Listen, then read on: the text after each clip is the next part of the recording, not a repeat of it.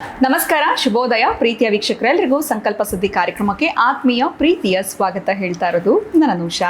So first time ನಮ್ಮ channel ವೀಕ್ಷಿಸ್ತಾ ಇದ್ದೀರಾ ಅಂದರೆ ಈಗಲೇ ನಮ್ಮ ಚಾನಲ್ನ ಸಬ್ಸ್ಕ್ರೈಬ್ ಮಾಡಿ, ನಮ್ಮ ವಿಡಿಯೋಸ್ನ ಲೈಕ್ ಮಾಡಿ. ಇನ್ನು ಪ್ರತಿ ವಿಡಿಯೋಸಲ್ಲಿ ಕೂಡ ತಮ್ಮೆಲ್ಲರಿಗೂ ಅನುಕೂಲ ಆಗುವಂಥ ಇನ್ಫಾರ್ಮೇಷನ್ಸು, ಮಾಹಿತಿಗಳನ್ನ ತಿಳಿಸ್ಕೊಡುವಂಥ ಸ್ಪಿರಿಚುವಲ್ ಗುರು ಡಾಕ್ಟರ್ ದತ್ತ ಗುರುಜಿಯವರಿದ್ದಾರೆ. ಬನ್ನಿ ಗುರುಗಳನ್ನ ಕಾರ್ಯಕ್ರಮಕ್ಕೆ ಬರ್ಮಾಡ್ಕೊಳ್ಳೋಣ. ನಮಸ್ತೆ ಗುರುಗಳೇ, ಕಾರ್ಯಕ್ರಮಕ್ಕೆ ಭಕ್ತಿಯ ಸ್ವಾಗತ.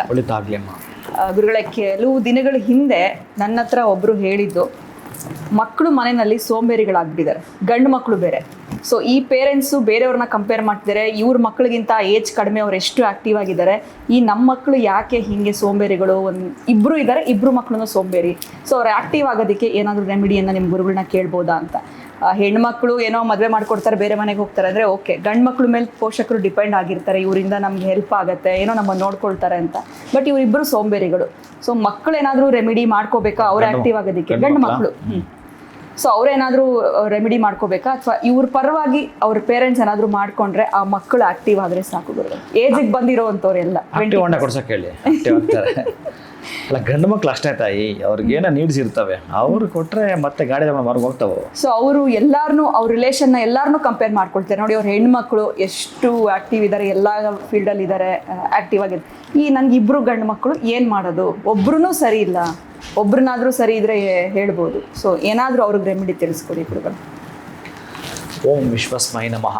ಪ್ರೀತಿಯ ಬಂಧುಗಳೇ, ಇದು ಕೆಲವು ಮನೆಗಳಲ್ಲಿ ಒಂದು ರೀತಿಯ ಶಾಪನ ಗುರುಗಳೇ, ನೋವು. ತಂದೆ ತಾಯಿಗಳಿಗೆ ಶಾಪ, ಆಮೇಲೆ ನೋವು ಇವರಿಗೆ.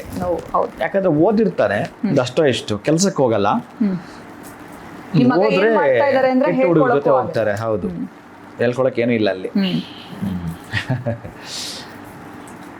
ಅಂದರೆ ಕೆಲವರು ಮನೆಯಲ್ಲೇ ಇರ್ತಾರಲ್ಲ, ಒಂದು ರೀತಿಯ ಮಧ್ಯಮ ಇದು. ಇನ್ನು ಕೆಲವರು ಹೊರಗಡೆ ಹೋಗಿ ಹೋಗಿ ಹೋಗಿ ಬೇಕಾದಷ್ಟು ಕೇಸುಗಳು ಮನೆಗೆ ತರ್ತಾರೆ, ಏನೇನೋ ಗಾಬರಿಗಳು ಮಾಡಿರ್ತಾರೆ. ಅದಕ್ಕೆ ಇದು ಉತ್ತಮ ಇದು ಅನ್ಸುತ್ತೆ ಒಂದೊಂದ್ಸಲ.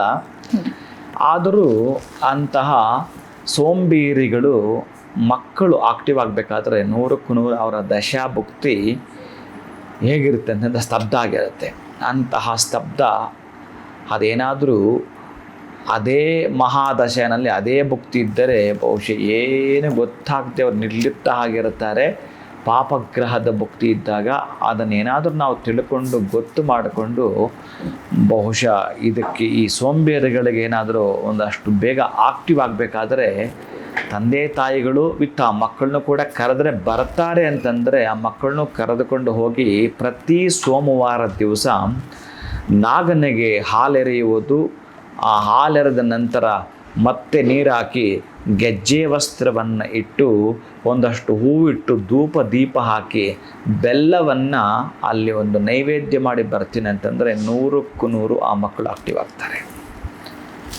ಬರೆದಿಟ್ಕೊಳ್ಳಿ ಇದನ್ನು.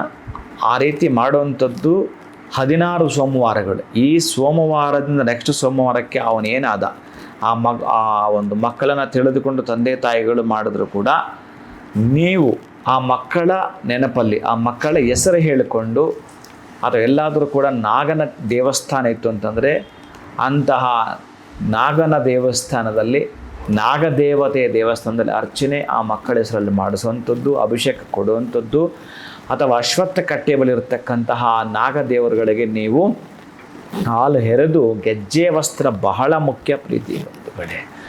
ಅಲ್ಲಿಂದ ಆಚೆಗೆ ನಿಮ್ಮ ಮಕ್ಕಳು ಹೆಜ್ಜೆ ಮೇಲೆ ಹೆಜ್ಜೆ ಹಿಡಿತಾ ಆಕ್ಟಿವ್ ಆಗ್ತಾರೆ. ಚೆನ್ನಾಗಿ ಬರೆದಿಟ್ಕೊಳ್ಳಿ. ಆ ಮಕ್ಕಳನ್ನು ನೀವು ಮತ್ತು ಏನೋ ಅವ್ರಿಗೂ ಇವ್ರಿಗೂ ಹೋಲಿಕೆ ಮಾಡಿ ಮಾತಾಡಿ ಇನ್ನೂ ಡಿಪ್ರೆಷನ್ ಕಳಿಸಿ, ಯಾಕಂದರೆ ಅವ್ರದ್ದು ಬೇರೆ ಗುಣಗಳು, ಇವ್ರದ್ದು ಬೇರೆ ಗುಣಗಳು. ಹೋಲಿಕೆ ಮಾತ್ರ ಯಾವುದೇ ಕಾರಣಕ್ಕೂ ಅವರು ಸೋಂಬೇರಿ ಆಗಿದ್ರು ಕೂಡ ಮಾಡಬೇಡಿ. ಸ್ವಲ್ಪ ಅವ್ರು ಎಚ್ಚೆತ್ಕೊಳ್ಳಲಿಕ್ಕೆ ಅವ್ರೇನಾದರೂ ಮಾಡ್ತೀನಿ ಅಂತಂದ್ರೆ ನೀವು ಅದಕ್ಕೆ ಸ್ವಲ್ಪ ಮಟ್ಟಿಗೆ ಅದು ಸಹಕರಿಸಿ ಅವರು ಮುಂದಕ್ಕೆ ಹೋಗಲಿಕ್ಕೆ ದಾರಿ ಮಾಡಿಕೊಡಿ. 16 ಸೋಮವಾರಗಳ ನೀವೇನಾದರೂ ಹಾಲು ಎರೆಯುವುದು, ನೀವು ಬೆಲ್ಲವನ್ನು ನಿವೇದನೆ ಮಾಡುವುದು, ಗೆಜ್ಜೆ ವಸ್ತ್ರ ಸಮರ್ಪಣೆ ಮಾಡಿದ್ದೇ ಆದರೆ ನಿಮ್ಮ ಮಕ್ಕಳು 100ಕ್ಕೆ 100 ಆಕ್ಟಿವ್ ಆಗ್ತಾರೆ, ತುಂಬ ಚುರುಕು ಆಗ್ತಾರೆ. ಬಹುಶಃ ಅವರ ಬುದ್ಧಿಮತ್ತಿಲ್ಲ ಹಾಗೇ ಇತ್ತು ಅಂತಂದರೆ ನಾನು ಏನಾದರೂ ಮಾಡಬೇಕು ಅಂತೇಳಿ ಅವರ ಮನಸ್ಸಿಗೆ ಭಗವಂತ ಅನ್ನುವ ಕನಸು ರೂಪದಲ್ಲಿ ಬರ್ತಾನೋ ಯಾವ ರೂಪದಲ್ಲಿ ಬರ್ತಾನೋ ಗೊತ್ತಿಲ್ಲ. ಈ ಮಕ್ಕಳನ್ನ ಬಡ್ದೆಬ್ಬಿಸ್ತಾನಂತೆ. ಹಾಗೆ ನೀವೇನಾದರೂ ಈ 16 ಸೋಮವಾರಗಳೇನಾದರೂ ಮಾಡ್ತೀನಿ ಅಂತಂದರೆ ಈ ಸೋಮವಾರದ ನೆಕ್ಸ್ಟ್ ಸೋಮವಾರದೊಳಗೆ ನೀವು ಪರೀಕ್ಷೆ ಮಾಡುತ್ತಾ ಬರಬಹುದು. ನಿಮ್ಮ ಮಕ್ಕಳು ಅಷ್ಟು ಚೆನ್ನಾಗಿ ಚುರುಕುಗೊಳ್ತಾರೆ. ಬೇಕಾದರೆ ಪರೀಕ್ಷೆ ಮಾಡಿ ನೋಡಿ. ಗುರುಗಳೇ, ನೀವು ಹೇಳಿದಂಥ ರೆಮಿಡಿ ತುಂಬ ಚೆನ್ನಾಗಿತ್ತು. ಯಾಕಂದರೆ ತಂದೆ ತಾಯಿಗಳಿಗೆ ಇದೊಂದು ರೀತಿ ನೋವು ಅಂತ ಪ್ರಾರಂಭದಲ್ಲೇ ತಿಳಿಸಿದ್ರಿ. ಆ ಒಂದು ಕಣ್ಣೀರಿನಲ್ಲೇ ಕೆಲವರು ಕೈ ತೊಳಿತಾ ಇರ್ತಾರೆ ಪೋಷಕರು. ಮಗ ಏನು ಮಾಡ್ತಾನೆ ಅಂದರೆ ಹೇಳ್ಕೊಳ್ಳೋದಕ್ಕಾಗೋದಿಲ್ಲ, ಈ ರೀತಿ ಸೋಂಬೇರಿಯಾಗಿ ಮನೇಲಿ ಇದ್ದಾನೆ ಅಂತಂದರೆ ಅವರಿಗೆ ಪರಿಹಾರ ರೂಪವಾಗಿ 16 ಸೋಮವಾರಗಳನ್ನು ಹೇಗೆ ಬಳಸ್ಕೋಬೇಕು, ಇನ್ನು ಒಂದು ಸೋಮವಾರ ಈ ಪರಿಹಾರ ಮಾಡಿಕೊಂಡು ನೆಕ್ಸ್ಟ್ ಸೋಮವಾರದಷ್ಟರಲ್ಲಿ ಆ ಡಿಫ್ರೆನ್ಸ್ ಗೊತ್ತಾಗುತ್ತೆ ಅಂತ ಕೂಡ ತಿಳಿಸ್ಕೊಟ್ರಿ. ಪರೀಕ್ಷೆ ಮಾಡಿ ನೋಡಿ ಅಂತ ಹೇಳಿದ್ದೀರಾ. ಧನ್ಯವಾದಗಳು ಗುರುಗಳೇ ಈ ರೆಮಿಡಿಗೆ. ನಮಸ್ಕಾರ. ಹರೇ ಶ್ರೀನಿವಾಸ.